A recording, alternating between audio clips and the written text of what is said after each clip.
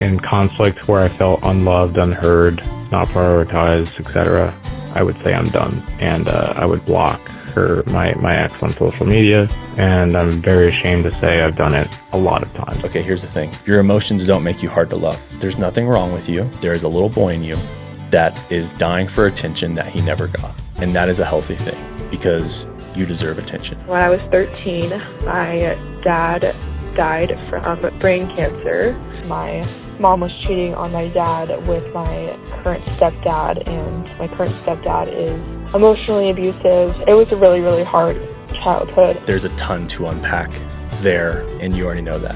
The fact that you want to see things change is amazing. And so let's just talk this through real quick.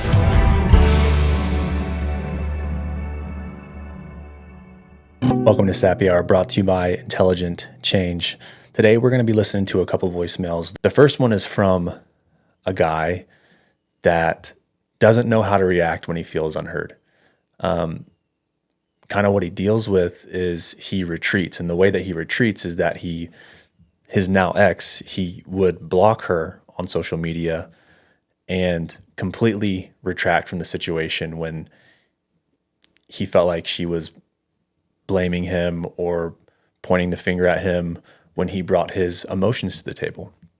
That's number one. The second voicemail is from a young lady that has gone through some really tough stuff in her younger years and knows that it's time to heal, but doesn't want to do it in the conventional way. She's trying to figure out, she feels like she needs to go to talk therapy, but she doesn't feel ready. And so we're going to talk through some different types of therapy that have really, really helped me, that I think would really, really help you. When people call in, I know that we hear stories, but when people call in, you can hear their heart, you can hear what they're going through. And I think it's just very human, because I think all of us deal with these feelings, whether it be feeling unheard, whether it be feeling guilty, whether it be feeling fearful. And so let's dive into this. I'm going to start with the first one, and we're going to talk about, this is Nick, and it's the cycle of protest behavior is what this is called. So let's go ahead and listen in. Here we go. Hey, JB. My name's Nick. I've got a lot of trauma. I'm I am an anxious attachment style. My core wound and trigger, I guess would say, was in conflict where I felt unloved, unheard, not prioritized, etc.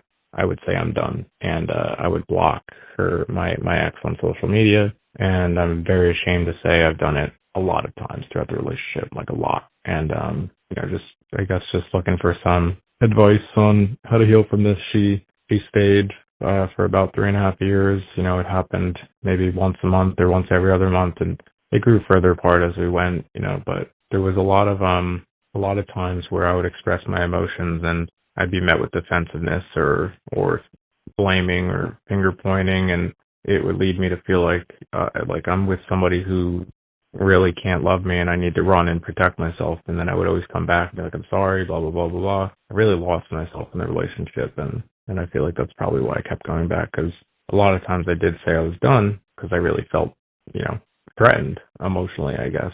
There was times where she told me I was too needy.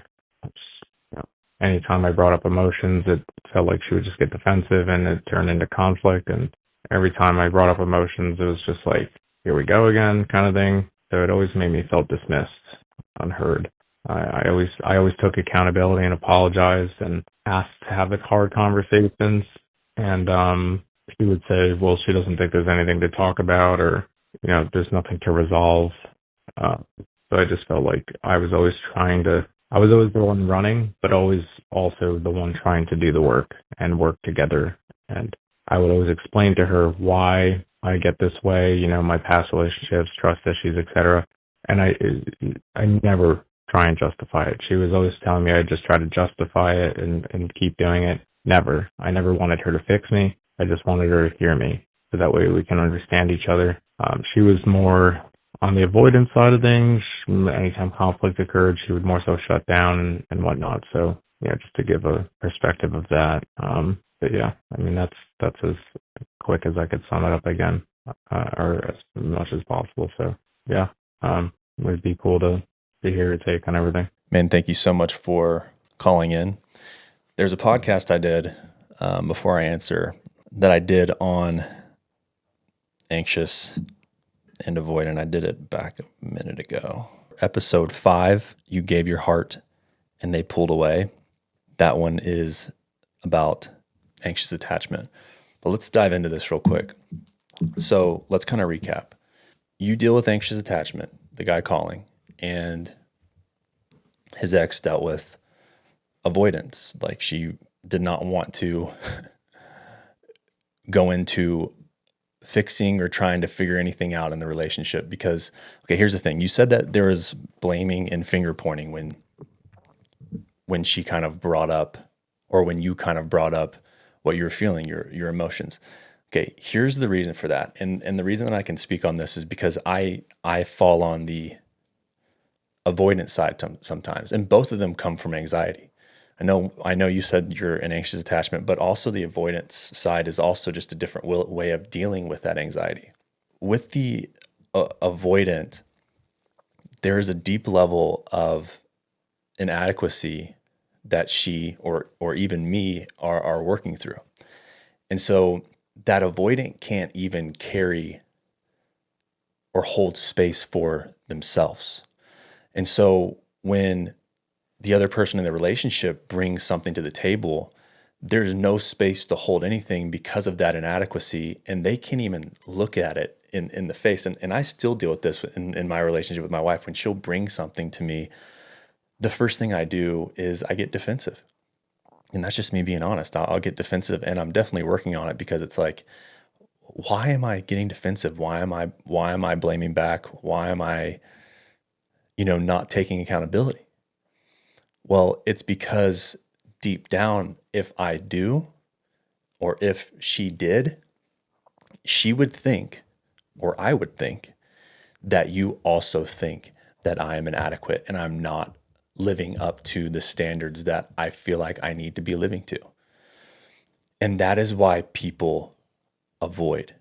They would rather let things be as they are and put a Band-Aid over it and believe everything is good, because they do not want to face and engage with those feelings and issues that are in the relationship.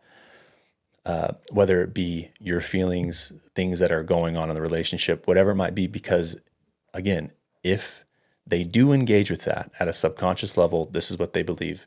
They believe that that is proof that they are not good enough. And so what happens is they start to get defensive. They start to blame. They start to point fingers. And then the person that brings the feelings to the table, they feel not validated. They feel unheard. And that's the crazy thing about it, is it's a big miscommunication of the filters of trauma leading the whole relationship. And again, a lot of us deal with this. I deal with this. And the crazy thing about it is the person that you're with the anxious attachment and the avoidant, the anxious attachment is not bringing problems to the table because they're trying to prove that the avoidant is not good enough. But the avoidant sees life through that filter. When the anxious attachment brings something to the table, the reason that they retreat is because they're trying to protect themselves. They're trying to protect themselves from that feeling. They're trying to protect themselves from that lie that they actually believe, that they are not good enough. And so that's what's happening on her. The dismissal that you're feeling is her way of protection. And your way of protection in keeping you safe is actually talking it through, is actually bringing it to the forefront, is actually having those conversations. And so it's just a big miscommunication. And that's what that is. And based on what you're saying and how you called in, and you seem to have a pretty good grasp on, you talked about your core wounds, you talked about what you're going through. Like, you have a very good understanding of what's going on. I think, maybe what you didn't have a good grasp on is now you feel so little, now you feel so invalidated because of the avoidant, because of her, that you feel a little bit crazy. And here's the thing, both sides of the party here bring issues to the table. And it's crazy because it's like fire and gasoline, because your traumas are feeding off of each other. And it's just like, you don't want to be abandoned. You don't want to feel inadequate. And she doesn't want to be abandoned, and she doesn't want to feel inadequate. And so the only way to deal with it is to not talk about it. And when things aren't talked about, you feel that inadequacy, you feel that. And so it's just a vicious cycle. And so then your safety mechanisms kick in. She's avoiding. She doesn't want to talk about it. She's blaming. She's defensive. Her safety mechanisms. Your safety mechanism then kicks in. And not everyone has the same safety mechanism. Some anxious attachments are just going to keep on pressing and pressing and pressing until the avoidant just blows up. The way that you deal with it is you have to withdraw to then regain control. And that probably started happening in childhood. It's like you being a little kid again, something happening, you bringing something to the table, and your feelings and your emotions were not heard. And you probably went to your room and you locked the door and you had to retreat to regain control. And that's what that is. And so I know that you feel bad about it. I know that you said it happened over and over and over again. And so this is just a pattern that you've already brought awareness to. But I want to talk more about it. And I wanted to really talk about the avoidant side of things first, about the blaming, finger pointing, defensiveness, because in the same way that you have barriers up for your safety, AKA the blocking, which you know is not a healthy thing, the avoidant does too. And that is, it's like what came first, the chicken or the egg? Was it her avoidance or what? That's what I'm saying. Was it you bringing your unhealthy, anxious attachment to the table, or was it her bringing her avoidance to the table? We don't know. And so let's dive into this. And so let me read this.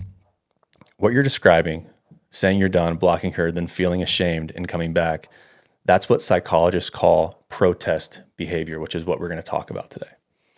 It's not manipulation and it's not avoidance. It's a stress reaction. And so, again, you deal with anxious attachment. Because the avoidant is avoiding and blaming and being defensive, which is how they avoid, your stress reaction at that moment goes back to when you were a little kid, or goes back to when you had those other relationships like you talked about in your past. And that stress reaction turns off your prefrontal cortex and the amygdala takes over, and you retreat. That's what you do, because it's the only way that you feel safe again. When we feel emotionally dismissed, our brains read that as a threat to safety. The amygdala fires up, which is your survival brain, the amygdala. Cortisol floods the body, your chest tightens, and suddenly you're not thinking, you're reacting. This is a big part of healing, is learning to respond and not react. And that's what healing is. It's not you not having these feelings anymore. It's you training yourself to stop and respond. You're that little kid again in those moments, hiding under your bed or locking yourself in your room or going and daydreaming to get yourself out of that situation of feeling so unsafe, so unheard, so unvalidated. That's what that is now in the present moment. The body says, I can't get comfort, so I'll create distance and try to regain control. That's what that is. I'll create distance to try and regain control. That's the protest. It's the emotional version of slamming the door and waiting outside to see if anyone follows. It's not about wanting to leave. It's about needing proof that you still matter. And so what you're doing in these moments is you're protesting, and the way that you're doing that is by blocking. And I'm sure that there were other ways that you did it, but the way it happened once a month or once bi-monthly was you would protest. And that protest would be, I'm shutting you out. I'm not going to, I'm going outside. I'm going to hide under my bed. I'm going to block you.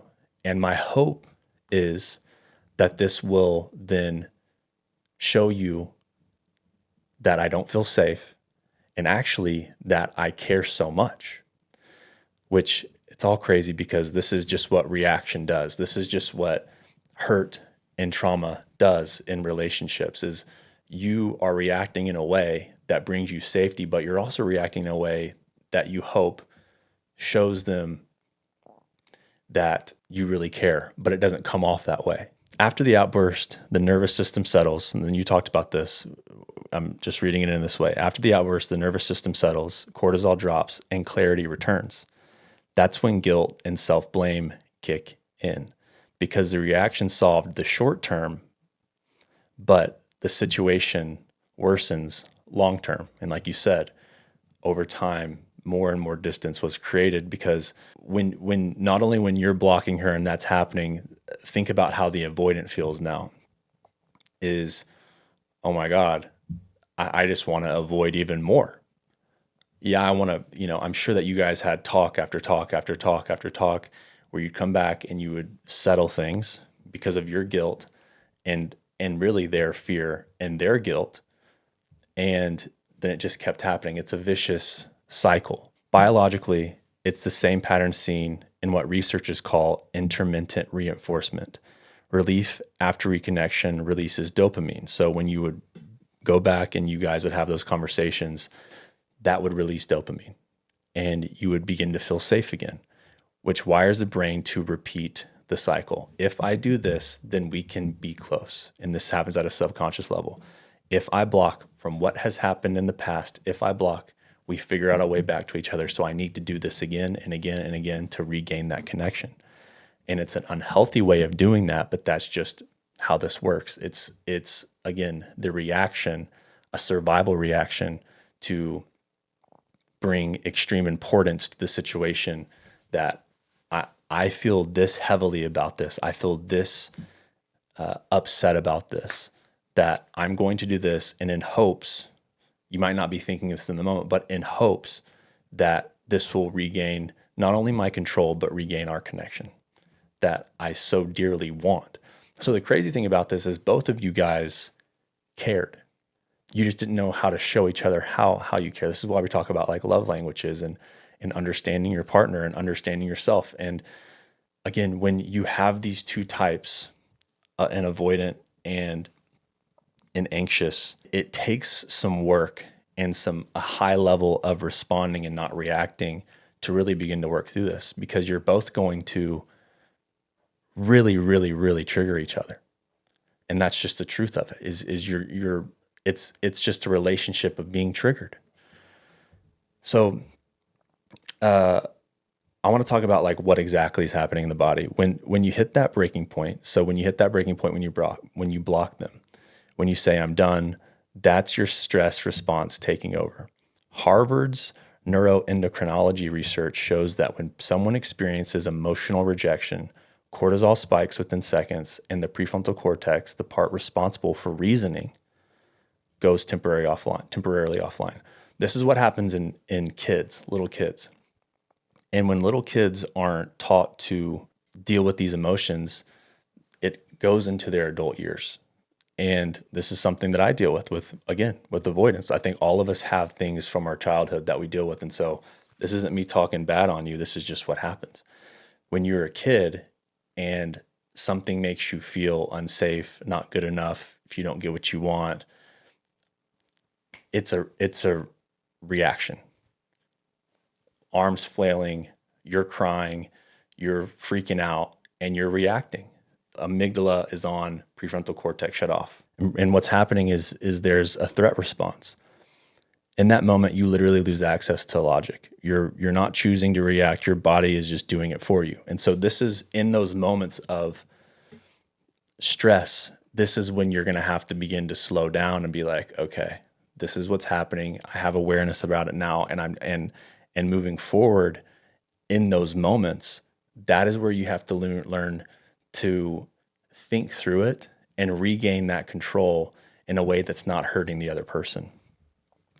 Once you block her or end it, your brain releases a small dose of dopamine, and that's the relief chemical, because you're finding that safety again. It might not feel good, but that's what's being released.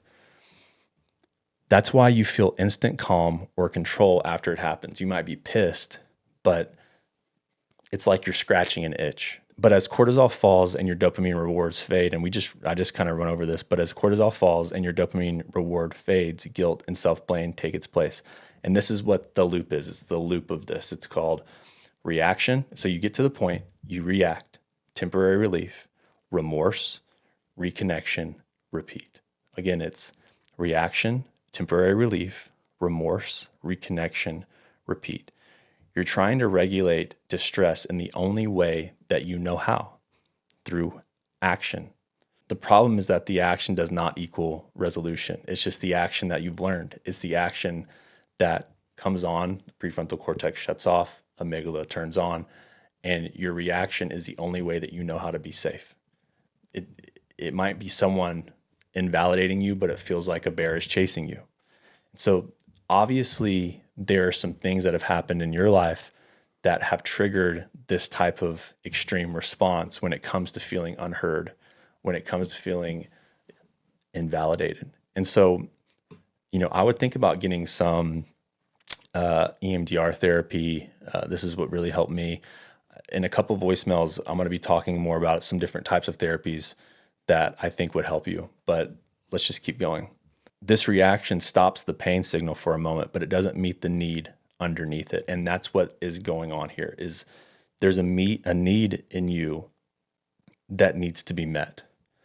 And you're the only person that can meet that need. To feel heard, valued, and emotionally safe. And right now you're trying to get those needs met, or you were trying to get those needs met from a person that cannot even hold space for themselves.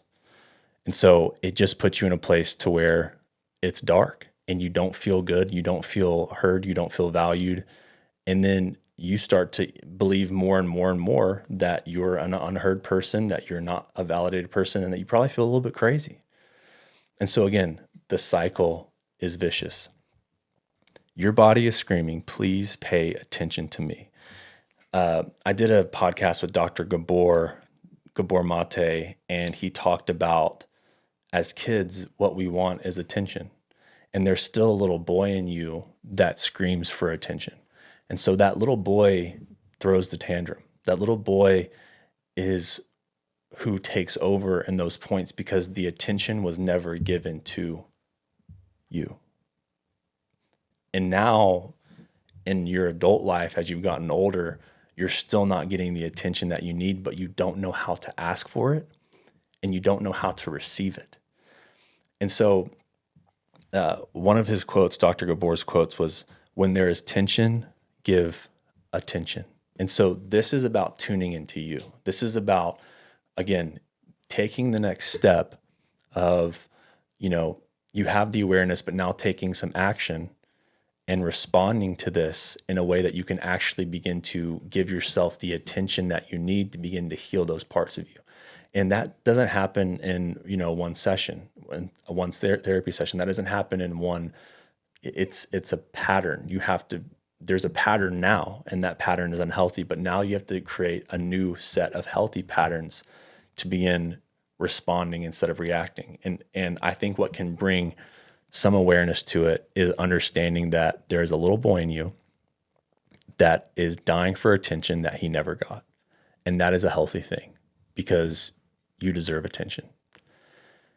And there's now an adult in you that has the ability to give those attentions. And so in those moments where your prefrontal is turning off, in those high stress moments, and that little boy is taking over, that is when you have to take back control as the adult and soothe and relieve that little boy that is dying for attention. And again, you deserve it. And here's the thing, I'm sorry that you didn't get the attention that you needed. I'm sorry that you still haven't gotten the attention that you needed. I hear it in your voice. I hear the defeat. I'm sorry, but this is something that you can bring some closure to. This is something that you can bring some hope to. This is something that you can bring some attention to. There's a ton of tension in you around the fact that you need attention. And you're going to have to learn to sit with that uncomfortability and giving that attention to yourself in those moments and reminding that little boy that you're there rather than running away and hiding under your bed like you used to. And I don't know if you actually hid under your bed, but I'm just using that as a metaphor. Here's what I want you to know. You're not doing this because you don't care. You're doing this because you care so much that your body panics when care feels only one-sided. And that's what that is you feel like you care so much and the other person does not care that you begin to panic because you're reliving these moments that are insinuating that you don't deserve attention. And you do. You care that much. Some people would call this manipulative. And I think that they're, with you blocking and things like that, it's definitely unhealthy. And you know that. And you've said that. But this isn't about manipulation. This is about dysregulation. You're deregulated. And you don't know how to handle yourself and regulate yourself in those moments. And EMDR therapy will really help you with that. When you can understand that, you stop seeing your reaction as proof that you're broken. It's proof that you've been scared for a long time. You've been scared and you've been fearful that you're not enough. You've been fearful that you're going to be abandoned. You've been fearful that you're not valued. You've been fearful that all of these fears that have ran your life at this lowest level of subconscious take over because what you are receiving back is in somewhat proof that those things are true. And you can't deal with that. And what you have to realize is that, number one, you can find other people that do that. But the other thing is that you're going to have to find it in yourself first. And I know that that's lonely and I know that feels isolating, but that's where regulation begins, is within you. You're scared that your emotions make you hard to love. Sometimes, okay, here's the thing. Your emotions don't make you hard to love, but sometimes how you bring them to the table and how you react and who you're bringing your emotions to make you believe that your emotions make you hard to love. And it's just not true. You're human. And so there's just a lot there. There's a lot of emotions there. Again, there's a lot of tension there. And it all comes back to you wanting the attention that you actually deserve. And it's going to be learning how to communicate needing that attention to other people, but also communicating to yourself that you need attention and giving that to yourself.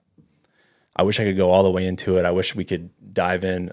But I really think working with someone, especially with a therapist or coach, will really, really help you on that end of things. You're not too far gone. This is just one pain point in your life around you feeling unheard, invalidated, and needing attention that you can bring a ton of healing to. You're in control of bringing that healing that little boy needs. Your nervous system just hasn't learned yet that calm connection can exist without chaos. And that's the other thing, is like chaos has probably been something that you've gone through. And I don't know about your parents. I don't know about if you have siblings. I don't know about your other relationships, but I'm sure that there's been a ton of chaos that you've had to cause to create the attention that you need. And so what these things that you're doing is they're attention seeking. You're seeking attention because you crave attention. And you've had a hard time getting attention being calm. You've had a hard time getting attention, having a conversation and bringing it to the table. And so you have to do the next thing. You have to up the ante to then get that attention. And so that's why there's a dopamine spike when there's that reconnection, because you upped the ante and now there's connection. Now there's attention. The attention might not be good, but people look for attention. If they can't get it in the calm, they'll look for it in the chaos. And so this is where all of this is surrounded by, is you deserve attention. And I want to tell that to you. You deserve attention. You're good enough. You bring so many good things to the table. There's just been some things in your past that have wired you this way to up the ante, to get the attention through chaos. And that's what the blocking is that chaos is you're blowing something up so that someone will look at you and give you attention, even if that attention is not good attention. And so again, I'm sorry that you've gone through this. And my hope is that you take the next step. You have a ton of awareness. You've done a lot of soul searching. I can tell. Now it's time to actually deal with those pain points in the moment, because they're going to keep happening. And that's the great thing about healing, is that you get chance after chance after chance to learn how to respond and not react. And it just is brick by brick, laying those bricks down and learning how to handle yourselves in those moments, and also learning how to attract and find the right people that can sit with you through it. And also learning how to sit with yourself through it. And so there's nothing wrong with you. You've just gotten really good at bringing chaos to situations because people won't hear you. And I'm sorry that you haven't been heard. We have to shift this from self-judgment to now understanding. I need you to have some understanding for yourself. This is where the protest finally loses its power, is when you start to bring understanding to that little boy that needs attention. You have to understand, why does this little boy need attention? And only you can answer that. Why does that teenage boy in you need attention? Well, this happened, this happened, this happened, and this happened. One thing that can really help you while not only having understanding, but also taking accountability, is something that I like to call a resentment list. And a resentment list really, really helped me when I was at my lowest. And what you do is you write down, get a piece of paper, you turn it landscape, and you make 4 columns. In the first column, put resentments. In the next column, put what happened. In the next column, put why it happened. In the next column, put how this affected me. And so, number 1, maybe usually your resentments start with the people that are closest to you, your parents, your childhood best friend, that ex-girlfriend. You write that down. And the next one, you put what happened. Well, my ex was avoidant. My mom did this. My dad did this. Why did it happen? And in this one, you're talking about, well, they were an avoidant. Well, this is this or that and the other. What happened, why it happened, and how this affected me. It made me feel like I didn't deserve attention. It made me feel not valuable. Then you're going to turn it over on the other side, and again, 4 columns. And you're going to put, again, the resentment. You're going to write down the same name, and you're going to put, where was I wrong? Where was I selfish? Actually, sorry, only 3 columns. Where was I wrong, and how was I selfish? And what you're doing is, not only are you writing out what they did, but you're also writing out what you did. And so with your ex, you'd put, where was I wrong? Well, I blocked her, and I also deal with anxious attachment. And then how are you selfish in that? And I know that seems like I'm just writing some BS out, but what you're going to do is you're going to have all that written out, all of your resentments, what happened, why it happened, how did it affect me? Again, all your resentments on the other side, where I was wrong and where I was selfish. And it's just good to get it out of you. That's like a great place to start outside of going and getting therapy, doing some EMDR therapy. It's a great place to start because inside of us, it can really feel like a dirty closet. And when we begin to sort and to hang up those clothes in us, which is what this writing is, we can begin to organize it. And when we get it all out on paper, and I had literally 80 resentments, when we get it all out on paper, we can begin to see what it is that is controlling us. And not only are you taking away the judgment of the situation, but you're also taking accountability for where you were wrong. Where were they wrong? Where was I wrong? This caused this. This is what the effect was.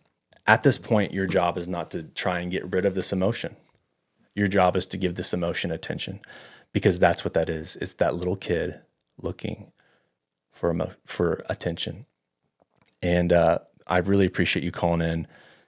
Look into EMDR around you, EMDR therapy, and look into doing a resentment list. If you look up a resentment list, if I didn't explain it too well, look up resentment list on Google and you'll be able to see it. But I would just do some practices to kind of help you find a foundation, find a base.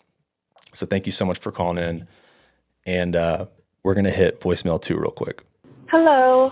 It's something that I normally do ever, but one of my best friends from college did one of these, and you played it during her episode, so I thought I would give it a shot about something that's really been weighing on my heart for a lot of my life now, and it's starting to really affect who I am today, and I'm just not really sure how to go about it, but just a little backstory.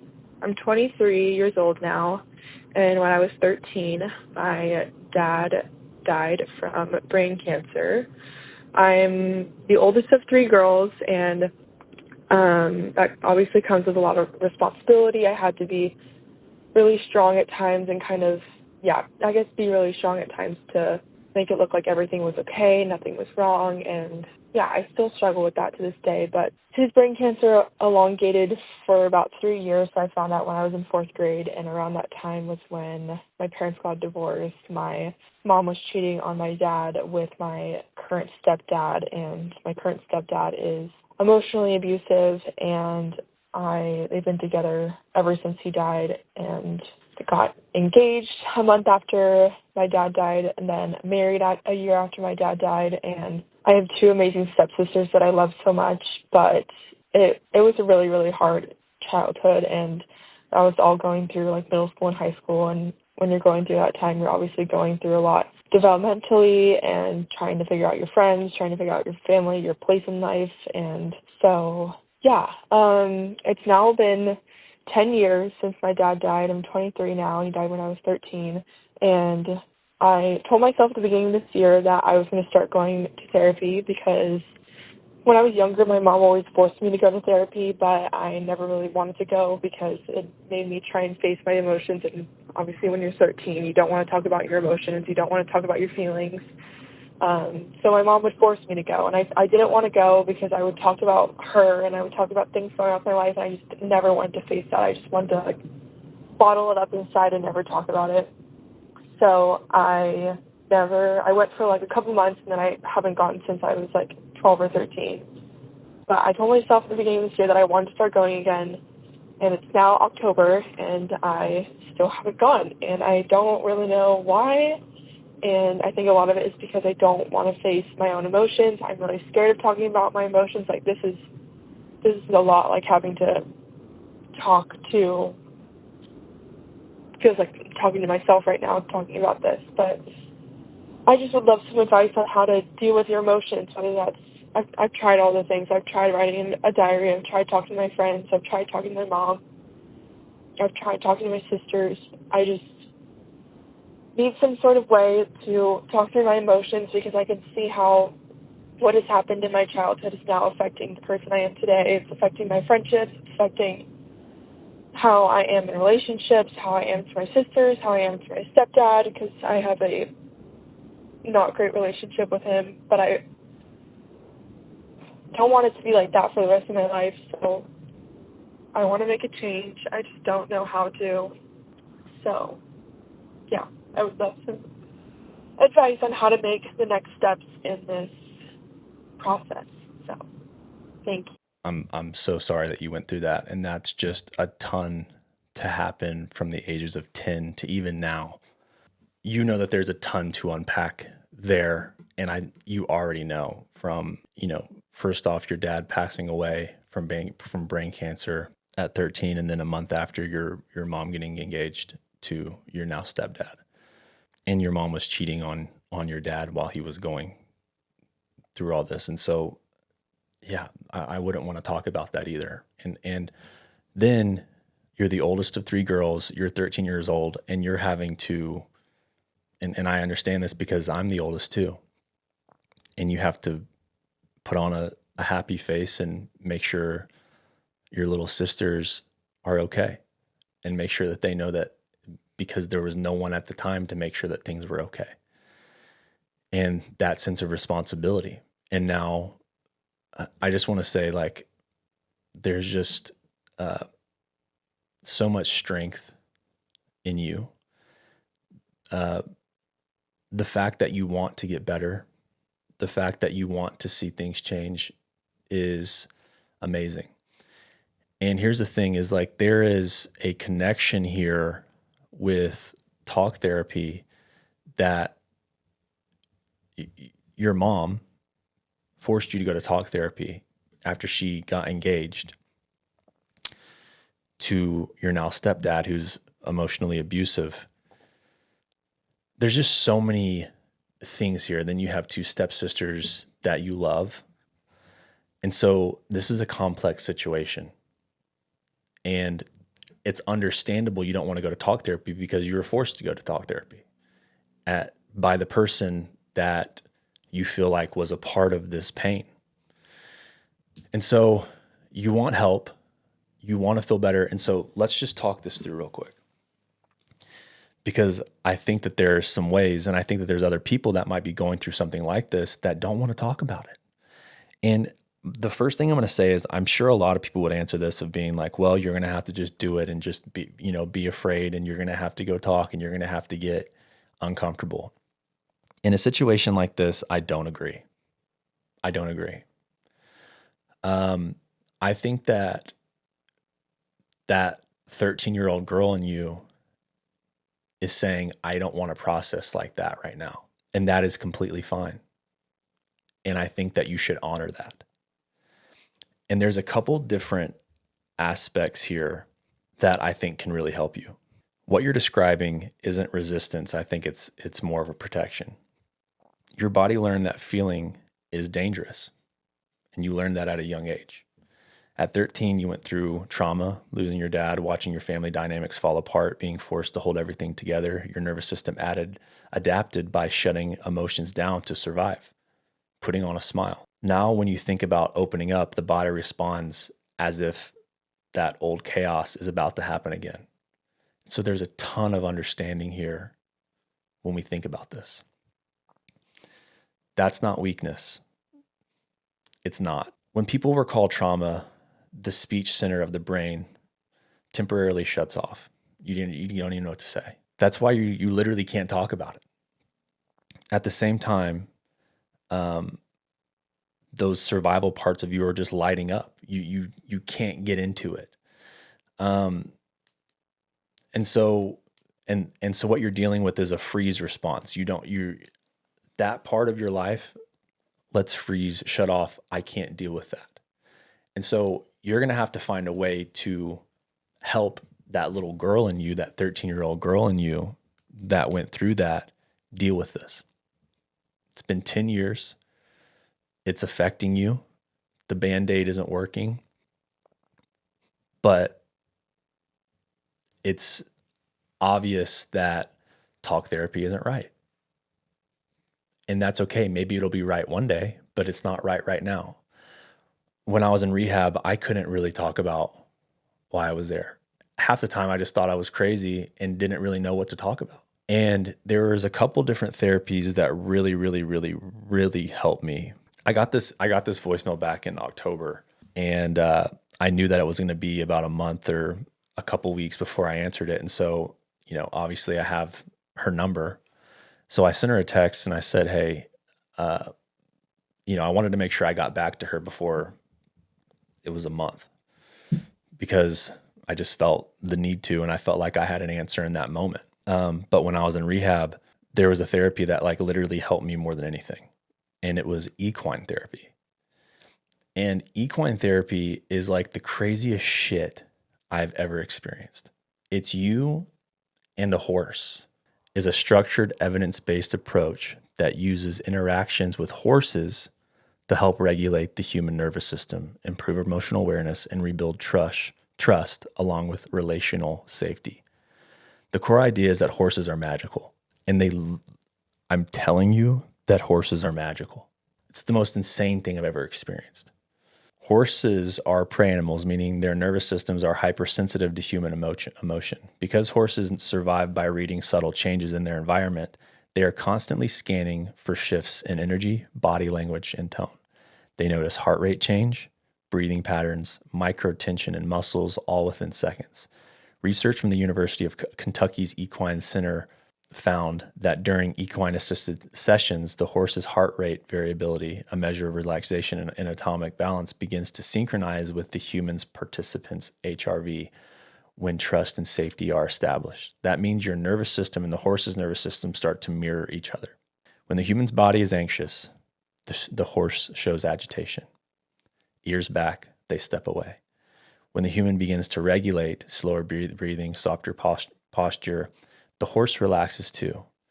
The real-time feedback teaches your body, not your mind, what calm connection feels like. The process is called co-regulation, a concept of the polyvagal theory. It's how mammals communicate safety without words through heart rhythm, gaze, and body tone. Okay, so this is the most insane thing I've ever done. So when I was in rehab, they had, 4 horses there. And once a week, we would go out there and we would do equine therapy. And we would be partnered with a horse. There were these exercises that we'd do, nothing crazy, but we would just have to sit there with the horse. And we'd have to stand in front of the horse, and they would just say, "What are you feeling?" They would ask me questions. "What are you feeling?" And I would say, "I'm feeling good." And the horse would literally go and walk away. Like, ears back, I'm getting the hell out of here. Because I was lying. Okay. I was not regulated saying that I was feeling good. When we think about this, when we think about healing and regulating, we think that we have to have a smile on our face. We think that there has to be a ton of peace. But what a horse is looking for is your authenticity. A couple weeks in, I went out there and I just said, fuck it. I'm going to just be honest. And I just started bawling. And the horse, and I was like, the horse is definitely going to run away, because that's what I'd learned in my life, is that if I'm real, if I'm authentic with my emotions, people leave. They don't want, it's not comfortable. The horse literally comforted me in that moment, came and put his or her head on my chest, over my shoulder. And it was the most healing thing that I've ever experienced. And I think I got more out of equine therapy than anything that I've ever experienced in my life, because horses are magical. And then there's like another step to it where like you look at the horse, and in your head, once you're regulated with it, if you say, "Hey, go over there," and like in your head, you don't say it to him. You think in your head, "Hey, go over there." And the horse can literally read your mind and walk over there. And it's just like this regulation process, this co-regulation process with a horse that brings a ton of healing. And I know that there's way more, an equine therapist would understand way more, but what it's doing is it's helping you just get honest. It's helping you bring these feelings to the forefront, and you don't have to talk. Yeah, the equine therapist might ask you a couple questions, but these questions are not in depth, you talking about exactly what happened. It's about you just bringing these feelings to the forefront and doing it with someone. The girl texted me back and she said, "That's so crazy that you brought up equine therapy, because I used to ride horses. I love horses." And so it just kind of fit. I was like, that's so cool. And so that's what I would do if you're a person is not ready for talk therapy. There's equine therapy, and I think that that's a beautiful thing. There's somatic therapy, which is more about just feeling your body. And then there's also art therapy. Art therapy was also a very healing thing. All of these are very emotional ways of healing, but you're not having to speak. You're communicating in a different way, whether it's with a horse, whether it's with a paintbrush or a pencil, or whether it's through having conversation about how your body's feeling. Those 3 therapies help me more than anything that I've ever experienced, especially equine therapy and especially art therapy. And if you're a person that does not feel comfortable going to talk therapy right now, I would look into equine therapy, and I would look into art therapy, and I would look into somatic therapy. And if anything, I just think anyone and everyone should try equine therapy. Let me just read a little bit more about the horses. Okay, because I want to explain this a little bit more. Neuroscience research identified mirror neurons, brain cells that fire both when we act and when we observe someone else's performing that action. When you interact with the horse, these neurons activate and the animal mirrors your state, your movements, your breathing, your presence. This triggers self-awareness in a way that talk therapy can't. You see your internal state reflected back to you through the horse. You get to see yourself as a mirror through this animal, and you literally create a relationship with this animal that I can't even explain. For people who struggle to feel emotion, this nonverbal reflection bypasses intellectual defense mechanisms. You don't have to talk about how anxious you are. You can watch the horse's reaction and know. Then there's another thing, it's called bottom-up regulation and why it works for trauma. Talk therapy is top-down, so it starts with language and cognition to make sense of emotion. Equine therapy is bottom-up. It uses physical sensory experiences to calm the body before engaging the mind. And so with equine therapy, I think that this is just going to be a really cool thing for you to try. Equine, art therapy, somatic therapy, any of those three, but equine will really, really help you. And I'm just so glad that you called in. I wish you the best. And I really believe that there's just so much strength in you. You have such an amazing life ahead of you. And I'm excited for your life. I'm excited to see where you go. And so thank you so much.